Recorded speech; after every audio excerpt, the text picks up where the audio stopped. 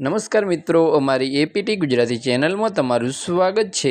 અત્યારે હાલની સૌથી મોટી અને દુઃખદ ખબર સામે આવી રહી છે।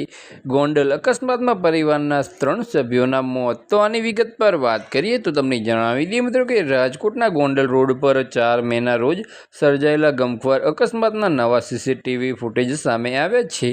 તો આની વિગત પર વાત કરીએ તો તમને જણાવી દઈએ મિત્રો કે 100થી વધુ ઝડપે આવતી સ્કોર્પિયો ડિવાઈડર કૂદી એકો સાથે અથડાતા 2 ભાઈઓ અને એક વૃદ્ધનું કરુણ મોત નીપજ્યું છે।